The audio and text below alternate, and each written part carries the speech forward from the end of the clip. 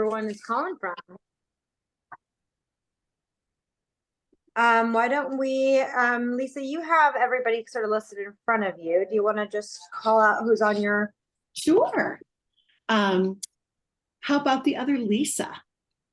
Okay, I'm Lisa Blevins. I live in Nashville and have always, for a long time, wanted to do what Humble Design did, but didn't know how to put it into words or the context for it. I was driving down the road one day in a different state, and an ad came on the radio for Humble Design. And in the car to myself, I'm going, that's it. That's exactly what I want to do. So I immediately got home and looked it up and realized you were not in my area. So I reached out and got an email back, and super excited about this call and to see if there are things that maybe I can do here in Nashville. Wonderful. Hold on, I think. See if I can Recording in progress.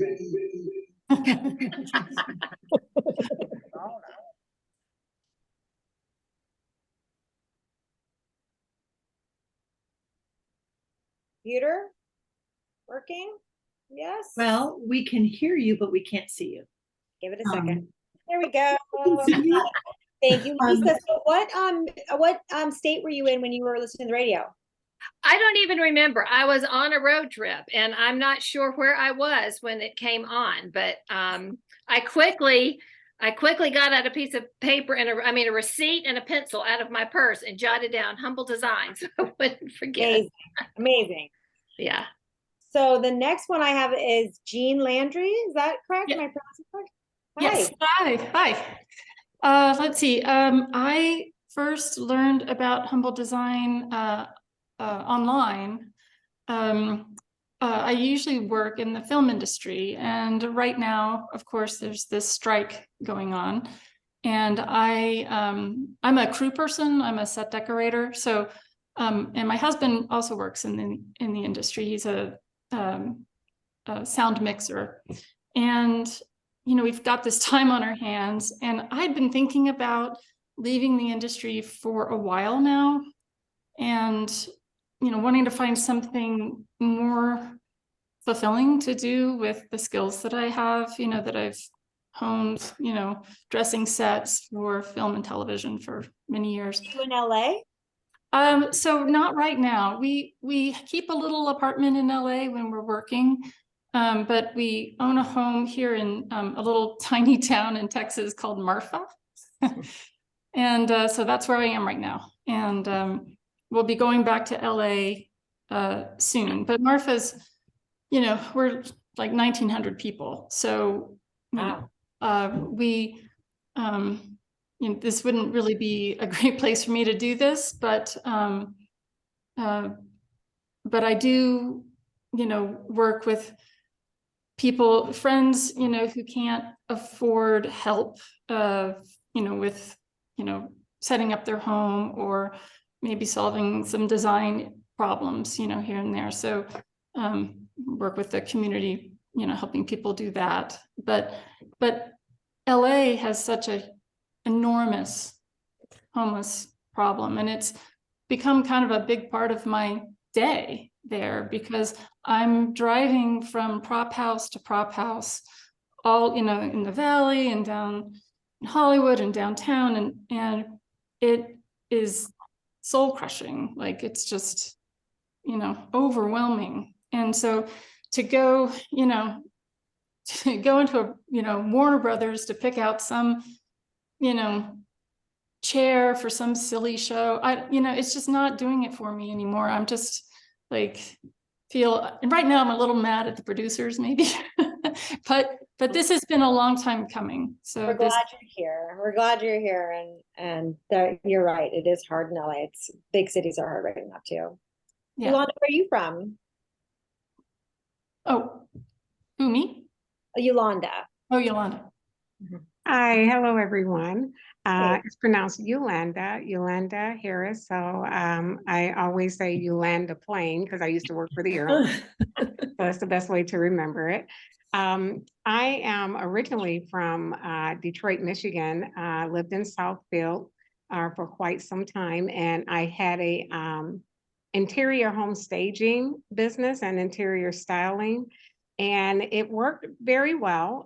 So I built up a really good clientele, and then a change came where I moved to St. Louis. So I'm in St. Louis now for personal reasons.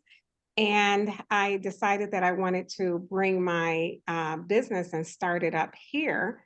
But the work that I'm doing, I am a C-suite leader for a nonprofit. And so I closed my business, even though I tried to transition it here and start it up here. And so I closed it to now focus on my advocacy and philanthropy work with neurodivergence, neurodiversity in the workplace. And while I was my business in Detroit, I was donating my staging furniture to Humble Design in Pontiac, Michigan.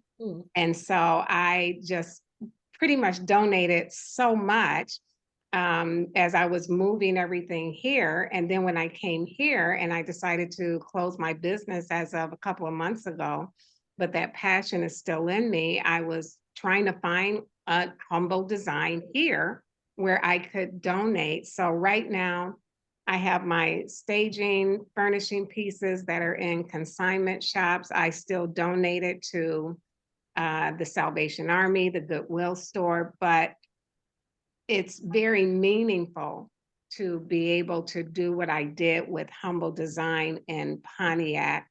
What was the And name of your organization? it was called Harris Interior Design Studio. Oh, I know you.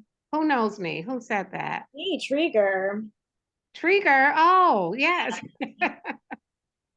Okay, that's amazing. Well, I'm so glad Yeah, to hear. yeah. And so it served me very well in Michigan. So I really enjoyed it. But now what I do, and it's really a purpose in terms of what I do. And I just really want to be able now to really give back and talk about be out there in the community. And because right now, in the foster care community, after the children, after they age out, where do they go? Do they have homes? So I really see 18 is the worst birthday for foster care. it is, and I really see a purpose for that to help them once they age out. And so that has always been my desire, my dream, my passion to furnish homes and to just have them to walk into their space and say, wow, this is mine. So I get I love choked up that you about already it. have so much knowledge of the whole system in space. So thanks for being here. Yeah, thank you. How about Erica? Hi, I'm Erica. I also live in the Nashville area, and my story is similar to Yolanda's. I've been an interior decorator for the last 15 years. I've just recently moved to Nashville and have decided rather than relaunching my business, I want to try and get into the service world. I've watched for years as clients are getting homes redecorated. If they have the money to redecorate, they typically have furniture that's in good enough condition to be donated, and they just want to get rid of furniture.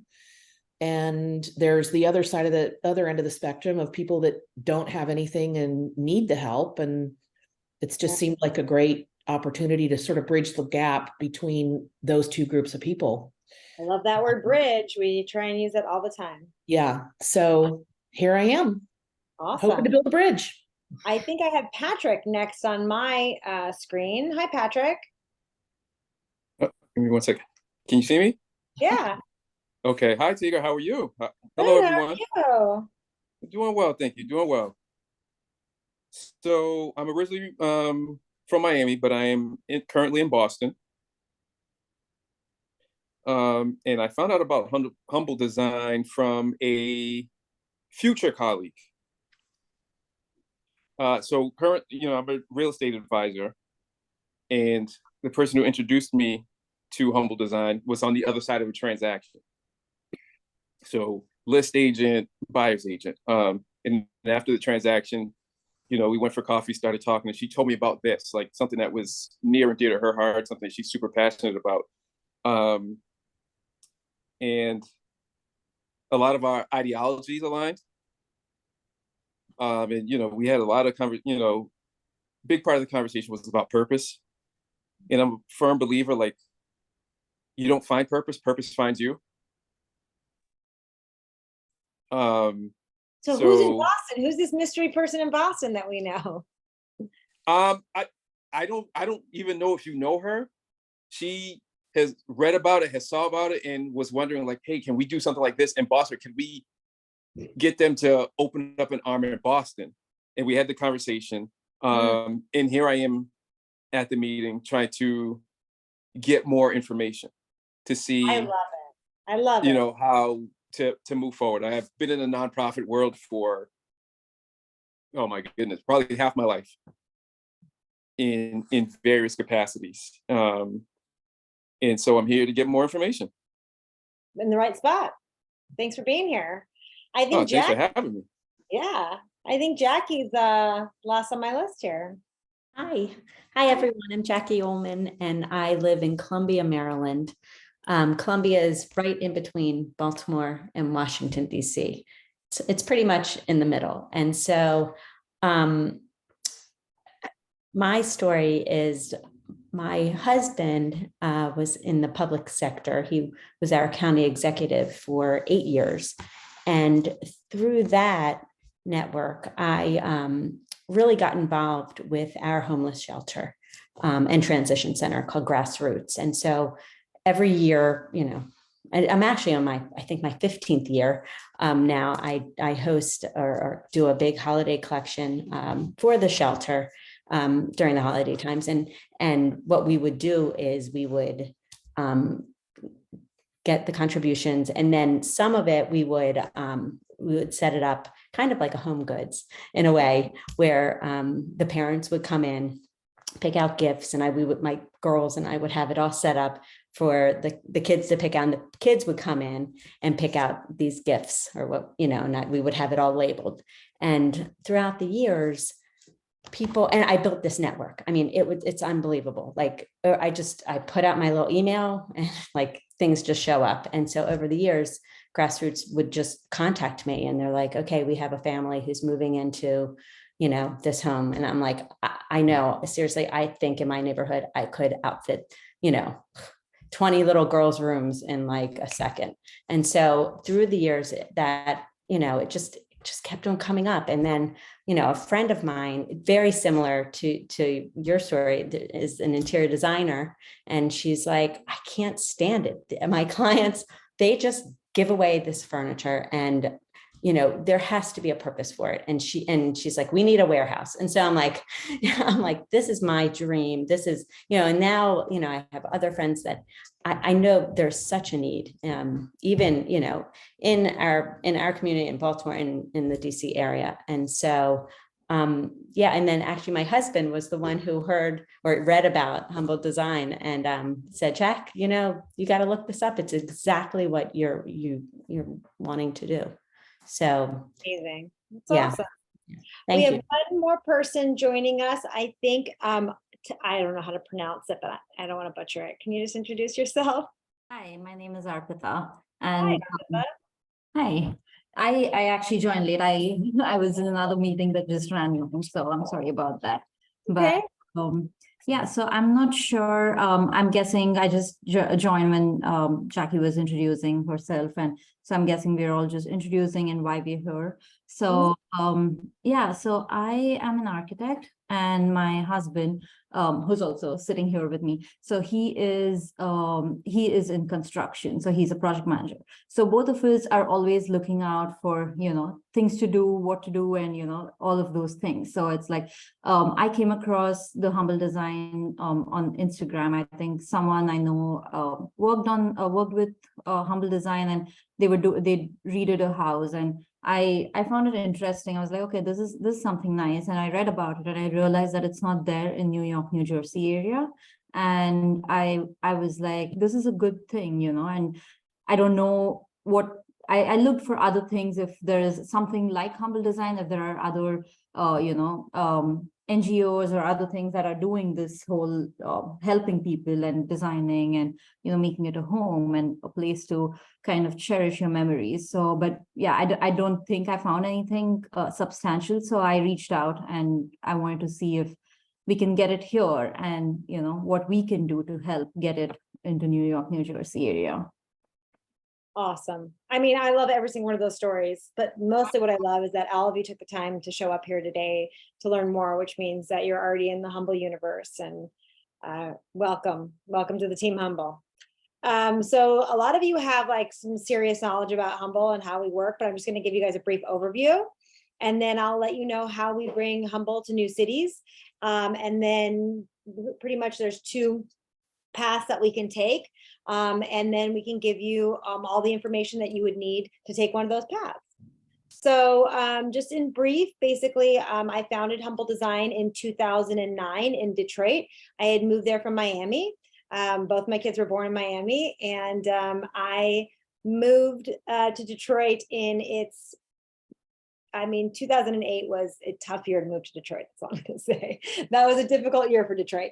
But what I realized was that there were so many people there who were willing to help and who needed help. It was almost like a blank slate. So I was working and I met a woman who I became friends with, and I found out very quickly that she was homeless, which just rocked me to my core. And then when she did find housing, I realized that everything she had ever owned went to the curb. And that included all of her children's drawings from kindergarten and her grandmother's china and all of the furniture that she had gathered and every single photo album. All she brought with her were 2 suitcases of clothing and her kids' stuffed animals into the shelter. And that broke my heart. So I emptied out all the things in my life that I didn't think I would mind parting with. And I asked my neighbor and I asked everybody in my town, and I soon became known as the Furniture Lady, which I enjoy that moniker very much. But we furnished her entire house from the top down in about 6 weeks. And we did it with dignity and with empathy because she was my friend. And I wanted her to have the couch that she liked and the colors that she felt at home with, and her kids to have musical instruments and their rooms to reflect who they were as people. So after this project was over, I had no intention of starting a nonprofit. But what had ended up happening was that people kept dropping furniture off at my house. Because if many of you have discussed in this conversation, is that there's so much furniture out there that people really want to go to the people who need it, but they don't know where to put it other than Salvation Army and Goodwill, which doesn't really get it to the people who need it, just resells it so they can pay for programming. So all this furniture started showing up, and I started making phone calls, a lot like you guys did. We didn't really have a ton of internet searches, but I did make some phone calls to the nonprofits and the shelters in my area saying, hey, I want to donate all this furniture, but it can't be resold. It has to go to families in need. And every single one of them said, well, that's a hole in the system. You should start that. At the time, I'm in advertising. That's what I'm trained to do. I had no idea what a 501c3 was. I had never worked in the nonprofit sector. I had volunteered occasionally here and there, but it was not something I was familiar with. But the good news is that ignorance is bliss. And so I decided to start the nonprofit and just fell forward. So I'm going to yada yada over the last 14 years. But we're creeping up on our 9,000th individual that we'll be servicing the exact same way that we furnished my first family's home, which is that we get to know the family. We lead with empathy and dignity.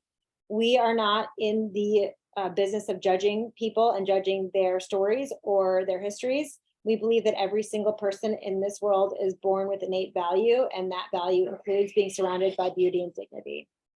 I have construction going on. Let me shut my door. My apologies. So what happens right now in our 5 cities, which are San Diego, Seattle, Cleveland, Chicago, and Detroit, is that we have interior designers in a warehouse. And those interior designers interview our families that come in from referrals from social workers from the local shelters. Once a referral is made to our program, we do an initial intake interview with the family to ask them questions like, what has your year been like? And are you okay? And what are your kids like? And what can you tell me about how you envision your home? And can you tell me if you cook, if anybody has asthma? And we ask questions that are aimed to be dignified. They're aimed at being empathetic.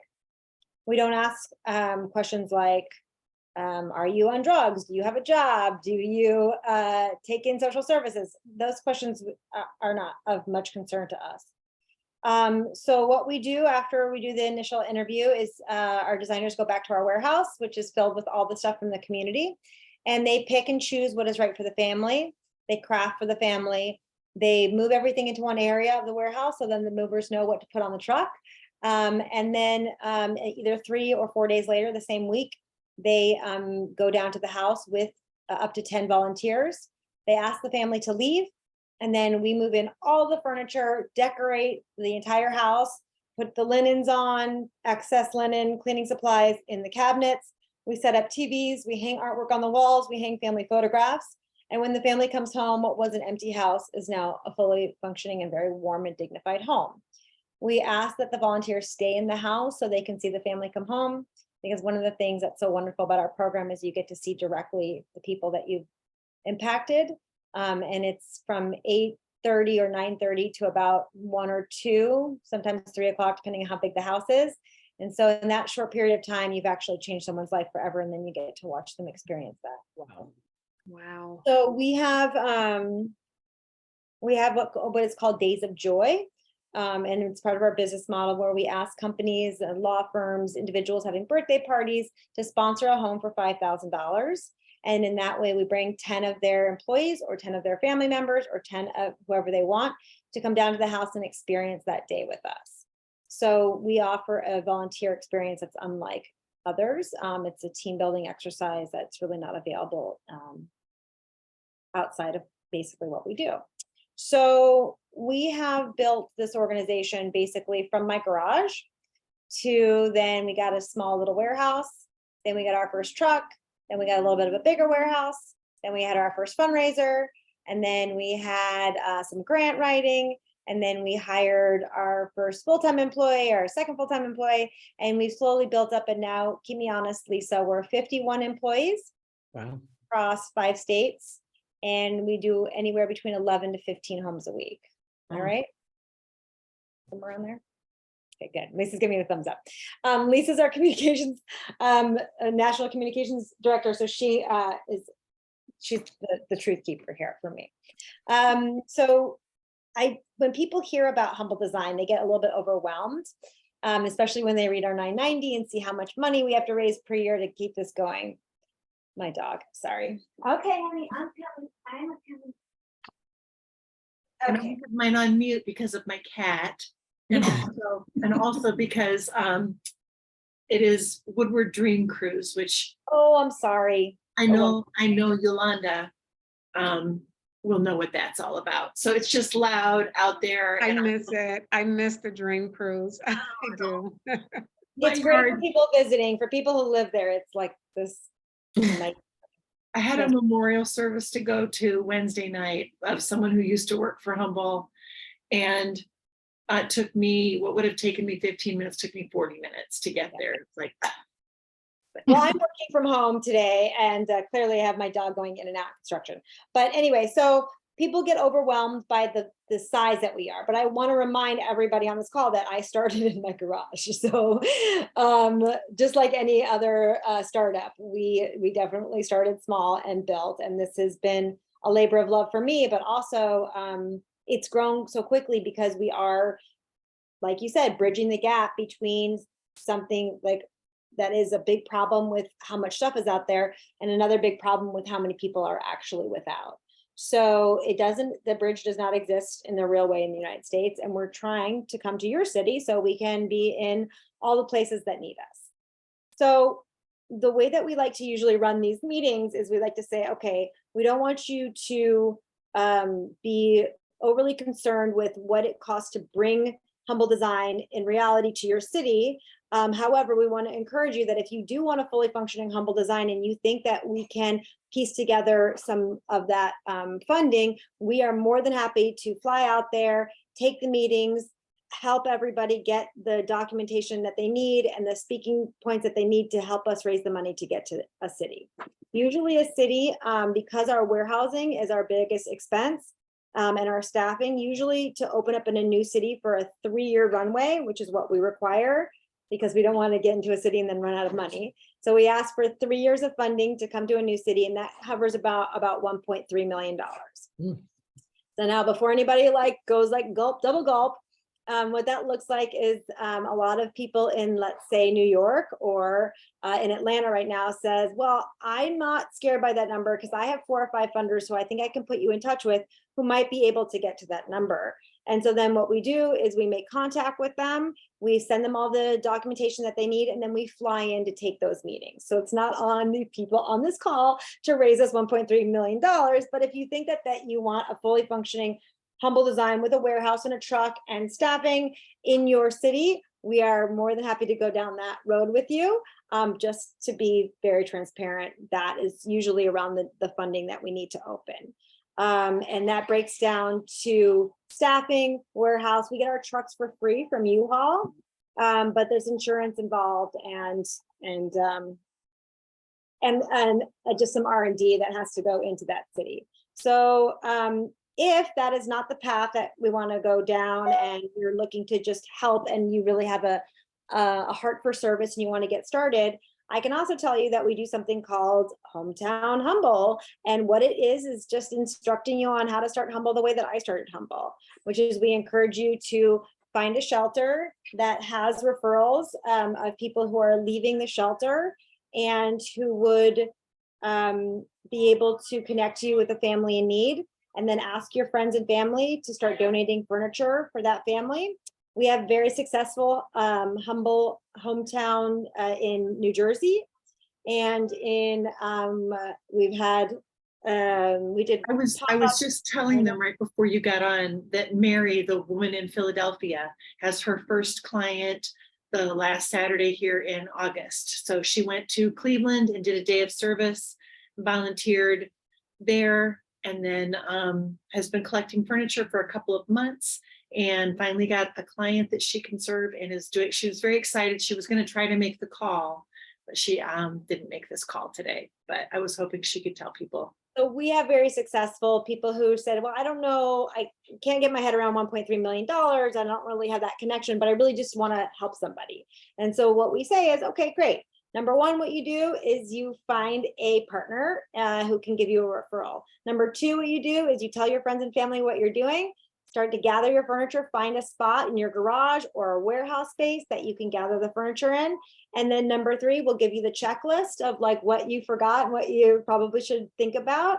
And then just put one foot in front of the other and actually go down and bless somebody with some furniture. So it doesn't have to be perfect the first time out the gate, but certainly we can pass on our knowledge and our mistakes and what we've learned from them to you, so you don't hopefully have to make the same mistakes moving forward, and start small the way that we did. So we never want to discourage anybody from helping people. We do not have the monopoly on furniture delivery, so we want to encourage you to do one of those two directions. So I think probably most of you on this call have already decided which camp you're going to land in. But if you do want to go down the first camp of helping us finding funding in your city, we can set up another call and brainstorm. Just reach out to Lisa and say, hey, I think I have 4 or 5 people who you probably should be talking to, either for granting, for corporate sponsorship, or for city sponsorship. And we can start planning that. And if you want to do it out of your garage or out of your storage facility, we can also then give you the documentation that you might want to start that. So I'm just gonna pause for a second. I'm sure there's some questions that I forgot about. Any comments, questions?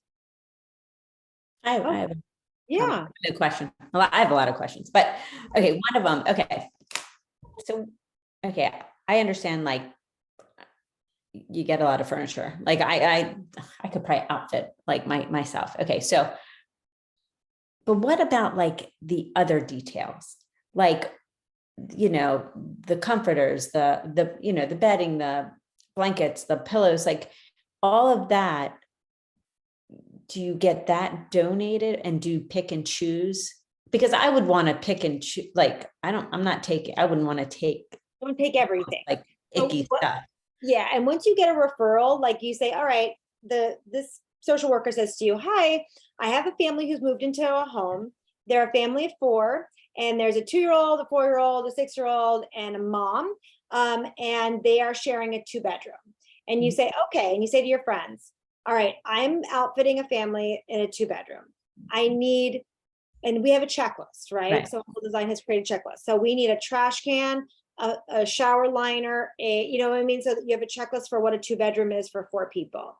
And then you don't take just anything, because then your garage will fill up, or your storage, will fill up with stuff that you'll never use for this family. So you want Right. to be pretty directed towards your friends and family and say, I'm looking for a 3-seater sofa because their living room is very small. Or you say, I'm looking for something in, a duvet and 4 sets of sheets. Sometimes what we do at the beginning, if you're missing little details, we'll set up an Amazon wish list and let your friends and family know that these are the things that are missing. And sometimes people just click them off. But I would discourage you from just collecting everything. That is Yeah. a logistic nightmare.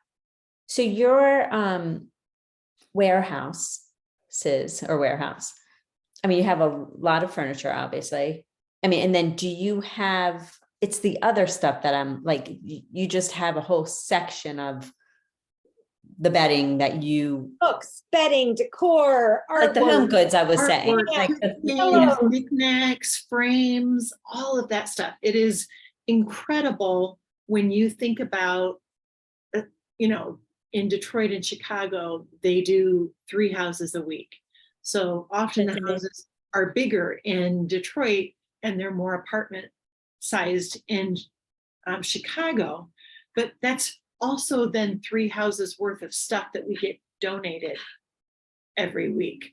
So we have a huge cast of volunteers who sort those donations for us so that the designers can shop the warehouse. Mhm. It is and sometimes you feel like you're swimming in donations, and Yeah. then sometimes it's like, oh my gosh, we're just like being overrun with dressers. And then, a month and a No half dressers. later, it can be like no dressers. So there's not a great way always to manage the flow, but it does feel like whatever we need comes in. We have 9.5 million pounds of furniture that go in and out, but it's like a Bed Bath and Beyond. There's a section for everything, Okay. and whatever goes in your home goes in our home, except for food and large appliances. Do you have pictures of your warehouses Sure. like that you could send to us, just as an example? I will Absolutely. send you guys some pictures. And I see that Yolanda has her hand up. Yeah, so Jackie, I can tell you, when I donated, I peeked into their warehouse, and it is, yes, it's Spectacular. amazing. Yeah, I can only So- imagine. So I'm Yeah. a witness to that, but my It's question amazing. is, my question is, because I'm looking at option 1, and so I would like to set up a meeting. And so when I'm ready to do that, so I would provide you with, is your preference to have like major corporations to raise the 1.3 million? Because more than likely, that's how you will probably end up getting the majority of the funding, as opposed to just other donors. I would take all of those meetings. What we usually do is we try and cram them into a 4 to 5 day session. So I fly in, and then I just do a marathon of meetings. So individual donors, corporate donors, granting opportunities, even other nonprofits, to get the landscape of what's going on. All of that usually comes, and we try and get that into, consolidated. So if you had just maybe started a list in your head, maybe an Excel spreadsheet of a list, then what Okay. we can do is Lisa and I can have a meeting with you outside of this one, and you and I and Lisa can go down that list and be like, all right, who do we need to call? We have our impact report here. that has all of our good information and our 990s and all of our impact for the year in it. So then we can get that to your prospect list, and they can see whether or not they're interested in meeting with us. Okay. And so I would want to make sure, because I am more of a behind the scenes support type person. So you all would be in full charge of the meeting and all of that stuff, correct? Okay. All right. Treger runs with it. Like when the first place that we went to from our Detroit Pontiac location was Chicago. And there was a woman in Chicago who really wanted to bring us to Chicago. And she pulled Treger in, Treger met her, they hit it off. And it was like she, had an introduction to CB2. So CB2, Treger ran with that, did a presentation for CB2, talked to them. CB2 sponsored them for $150,000 a year. So she does all the magic. She makes, you set her up with people, and she runs with it. Okay, because I'm okay working in the warehouse and going in with the volunteers and decorating. That's just my passion to do. That's our goal, right? I just want to go down to Days of Joy as well. But I love making sure that it's in the cities that need us. And believe it or not, we have not found, there's even the little cities in Texas, there's every city has a need for this. I know you only have 1,900 people in Texas in that little city, but you will find a need.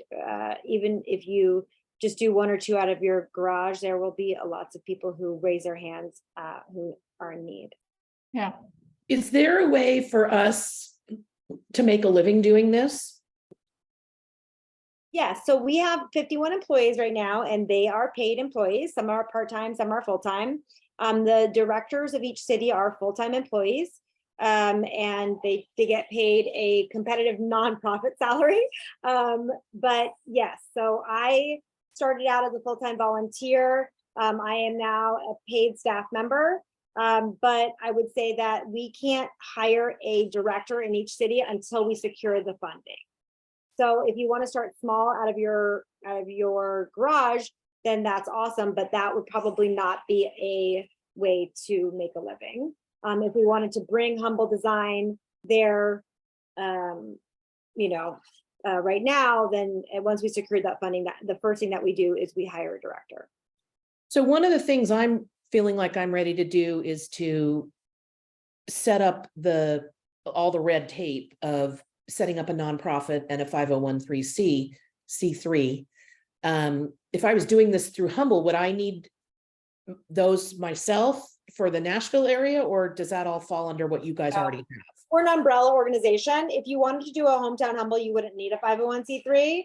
But if you wanted to do a big Humble, then you would fall underneath ours. If you want to raise money for your for the one that you're doing out of your garage, and you want it to be tax deductible, then yes, you probably have to go through your own 501c3 system. But it's not, unless you're ready to get a warehouse, it's not a large monetary investment for other people who want a tax deduction. So it costs a couple grand to get your 501c3. So I would just weigh those two against each other. Yeah, I think, the biggest problem for me is I've never worked in this world, and I don't know what I don't know. Mm-hmm. I know how to run my business, but I don't know anything about the charity world. So for you. We're here good. For you. I love that about you. Yeah, and any questions that you have, we do these once a month, and then we also, are available by email.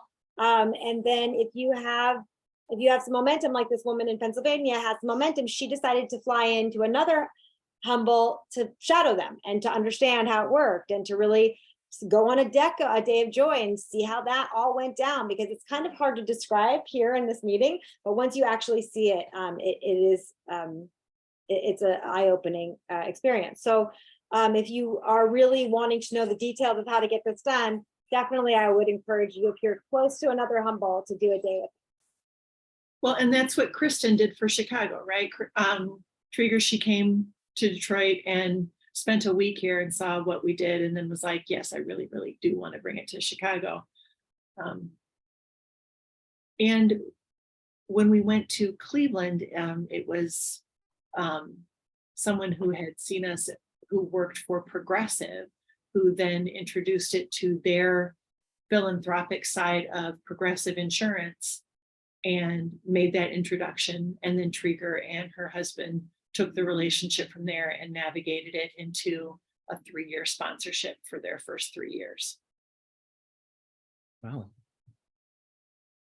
May I ask a little bit about Seattle? Lisa, you mentioned in your email to me that they're on hold right now.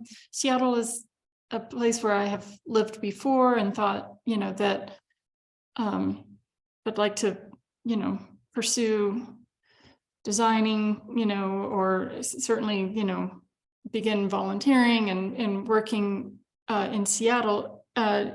They need to fundraise again. Is that correct? Are they at the end of their 3-year runway, or what happened? This is why we have the 3-year runway, is that Seattle didn't have a 3-year runway when we started there. We had a very generous grant from the Schultz Family Foundation and a few really active people at Microsoft that wanted to bring us there. And we had free warehouse space. King County gave us warehouse space. So it was able to get off the ground without much heavy lifting, but we did not have a 3-year runway. And then when COVID hit, they took the warehouse space and turned it into like sort of pods for homeless people, which was awesome, but we lost our warehouse space. Okay. And then we were sort of warehouse surfing from a company that was like, hey, you can have free warehouse space with us, but we can, in 30 days notice, we can, kick you out. So like we changed warehouses like 5 times in the next year, which was really unstabilizing.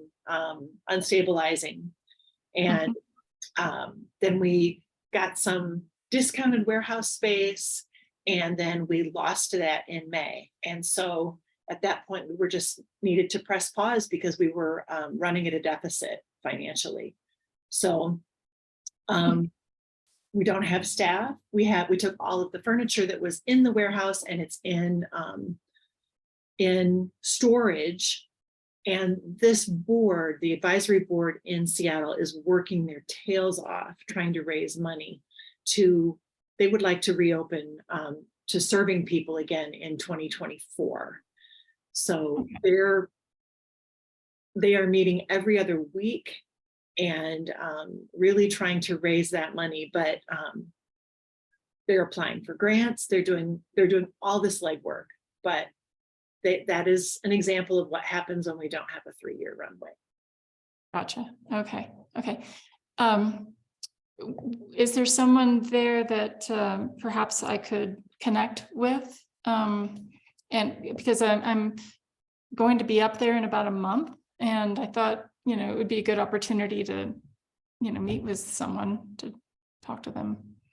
Absolutely. Okay. Their board chair, Ladina Hewler, is phenomenal. And she's essentially doing this as a part-time job right now, practically a volunteer part-time job. She's incredible, and I'm sure she would love to meet with you, and I will make that introduction via email for you guys. Okay. Lovely. Thank you.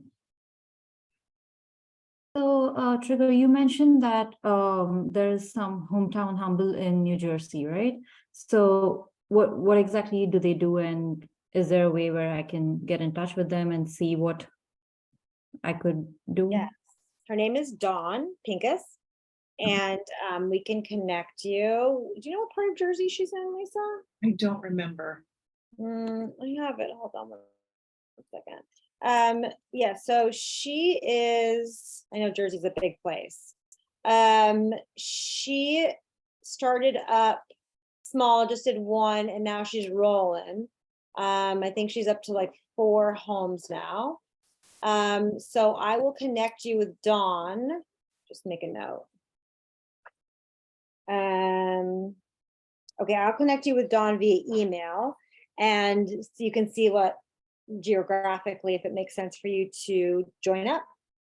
Yeah, that would be great. Thank you so much. Yeah, she's an amazing person. I sent in the chat just a couple of pictures that we have of some of our warehouses, so you guys can get an idea of the scope. I know that you had requested that, and some of our videos on YouTube do a really good job of showing the warehouse as well. They just look amazing. It's a lot of stuff. It's a lot of stuff. Yeah, It it requires is- a lot of volunteers. Yeah.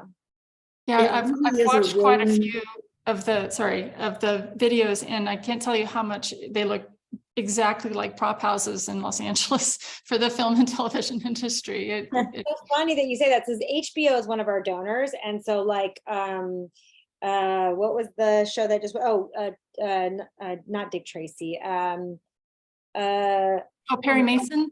Perry Mason, right, decided that they were no longer going to do another series, and so they just wanted to give us 70,000 square feet of Perry Mason set, which is like, I don't know. In San Diego, we have 8,000 square feet. Like, what will we do with 70,000 square feet of Perry Mason stuff? But, you know, we could take some of it. We got all of the set design from Ballers for 1 year, which was really fun. But then on the other side of it, when Superman versus Batman, is that what it's called, was shot in Pontiac, they came in and shopped our warehouse. So if you ever want to do a stage setting for 1991 furniture, like, we're your gal. We're got you. Old floral sofas with plaid. Those are our least favorites A of ton all. of Live, Laugh, Loves. If anybody's my looking gosh. for Live, Laugh, Love. I tell you, the designers laugh about it, but you can always tell when a trend has run its course, because then suddenly we start getting all of this artwork that people are done with. So now it's like all the words, all the letters, like, you know, laundry room. Like they're all just like flowing in. Everybody's getting rid of all of their live, laugh, love. In this house, we do this, we do that, like the whole rule thing. It's pretty funny. I'm still into mine, so I'm not ready to just make that trend. Anyway, so yeah, so we've worked with other, you know, in LA, obviously the need is huge, but the warehousing is so expensive. So in LA, we've tried to get things going with Maria Shriver, with her brother at the VA. And really what we keep running into again and again and again is like warehousing is like $1 million a year, right? Or something 10 square feet. So I would, if I were to move to LA, if I were to even start that conversation, the first thing I would do is find somebody to give us free warehouse space. If we can do that, all that other funding will just fall right in LA, no problem. But the warehouse, everyone's a little bit double gulp over $1 million a year for a warehouse. Okay, yeah, that's prohibitive. I mean, listen, but if HBO is ready to throw it at us, I'm ready to take it.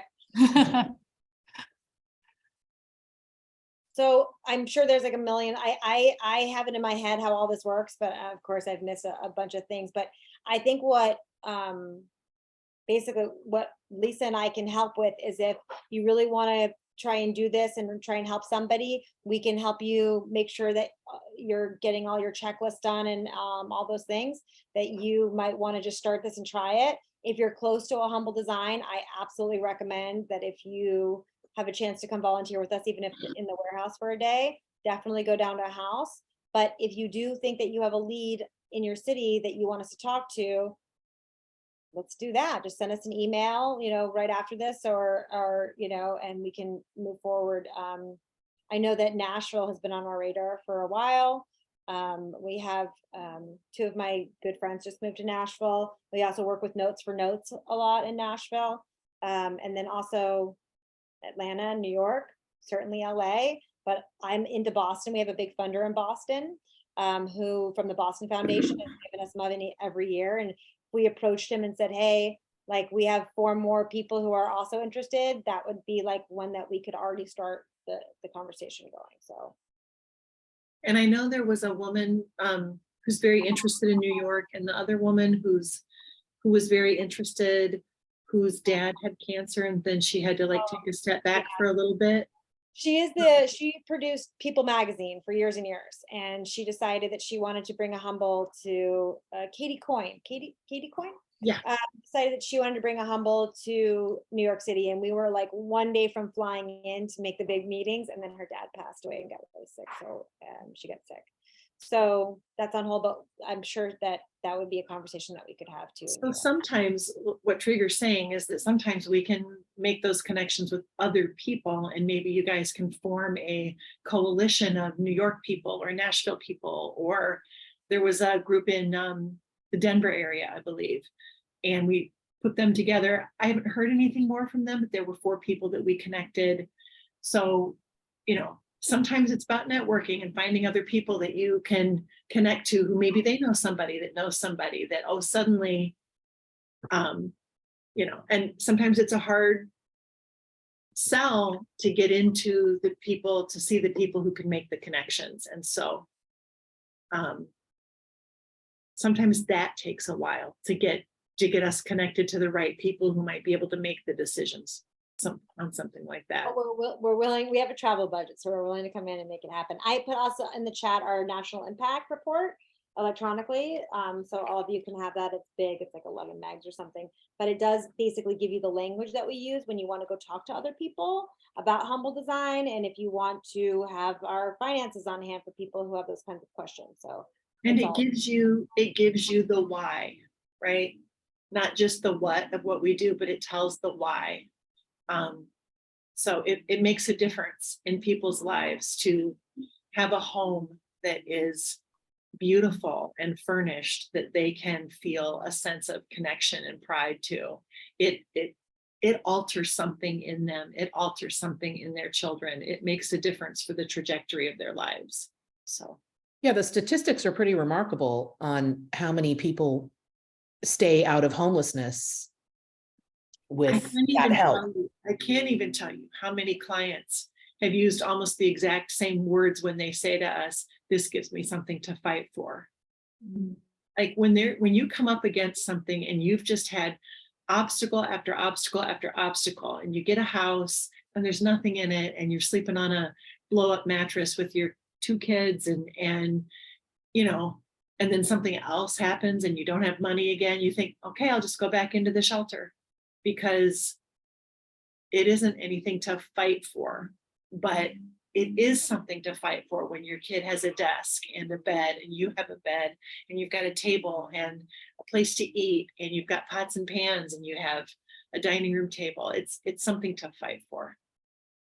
Makes a difference. Well, the difference that interior design makes in the lives of people that have everything is really remarkable.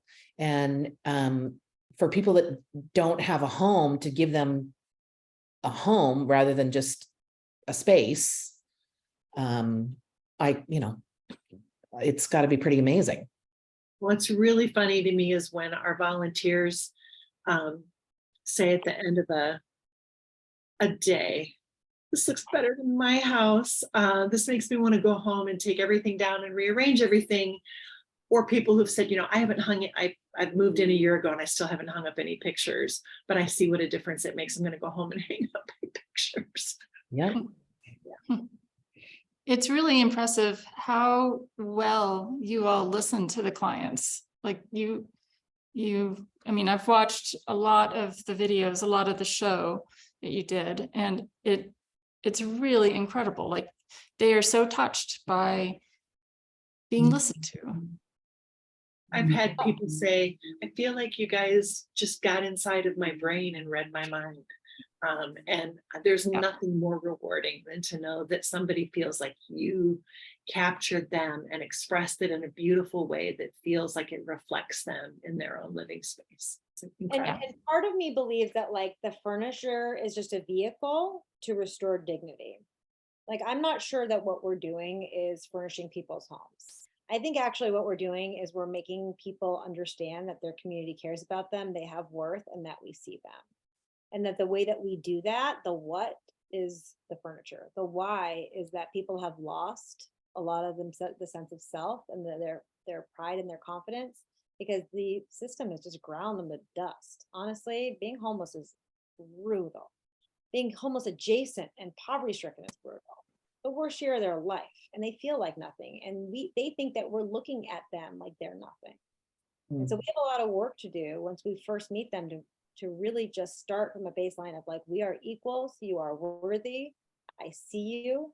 And one of the ways that we do that is through furniture. I mean, honestly, if we just started with that basis, it could be almost through any means, but I found that the quickest way for me and the most impactful way is to get somebody proud of their home, feeling dignity in their home. Yeah, they get to feel like they're not less than for Absolutely. sometimes the first time in their life. Absolutely. When we did the TV show, and so this woman was mic'd and she didn't know that she was so mic'd, and she was one of our clients, and somebody drove by and saw this commotion and like, hey, what's going on? And she runs out really excited, like a 12-year-old girl, and she's like, you don't even know what's going on right now. She's like, they made me feel beautiful.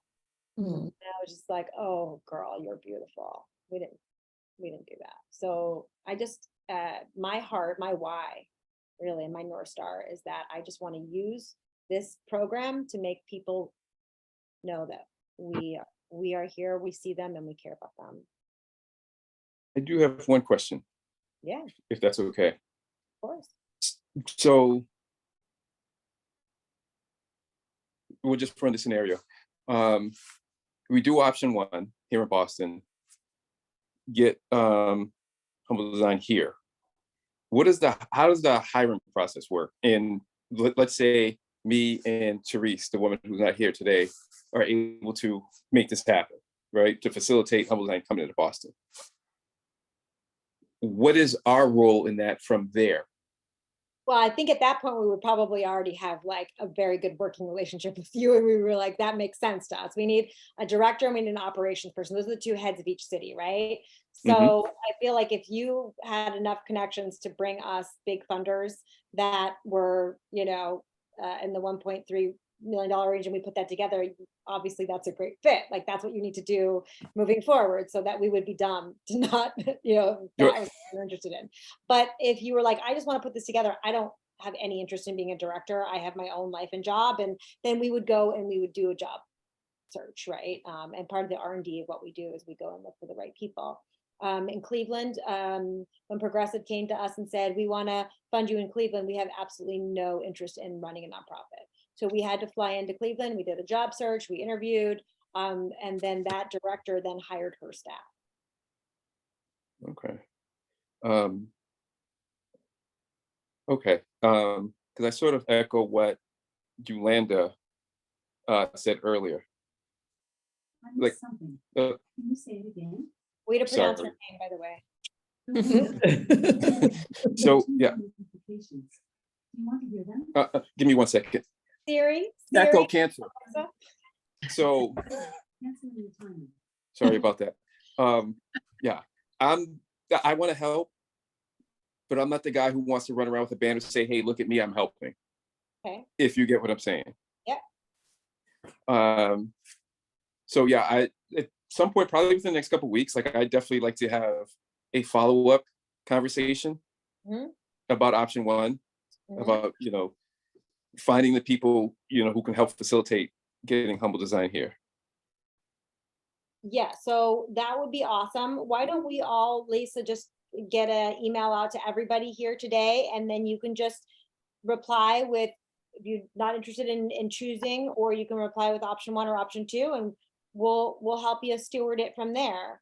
I think that if you do want to go the option one way, that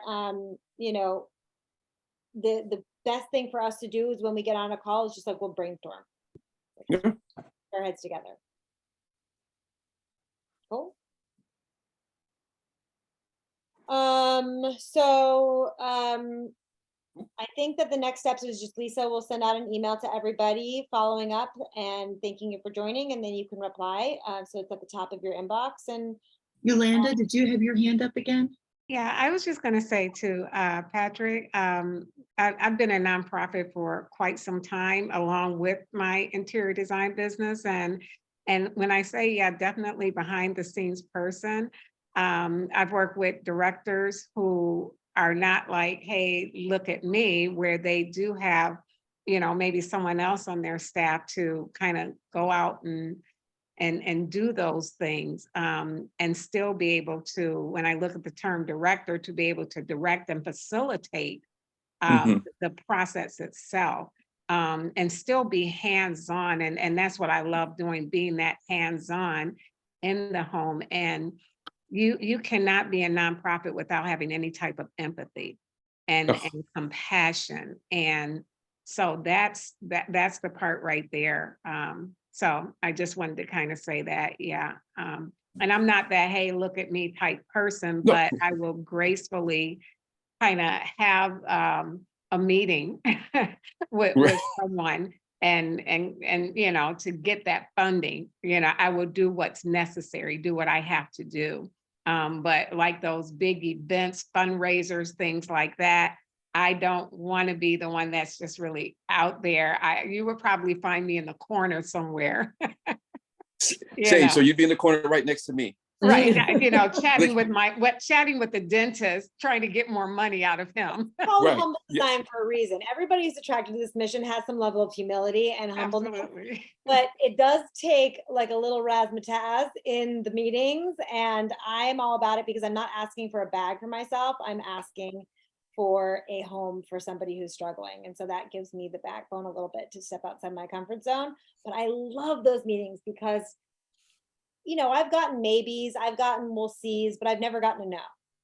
So I'm on a 14-year streak, so let's keep going. I just want everybody to know that I won't send the email today, but I will send it first thing Monday morning because I have tickets to go see Pee Wee Herman's Big Adventure at the Redford Theater. I love There you that. go. I wish I was And there with Lisa, you. I will be in Detroit the weekend of the 29th of September. Wonderful. That would be wonderful to meet up. Let's Okay. have coffee. That'll be great. So I hope you guys all follow up with us, and I hope that we've invited you to the Humble family one way or another. And we do these once a month. If you want to refer anybody else, or if you want just anybody else to glean some more information, and we're here for it. Thank you so much.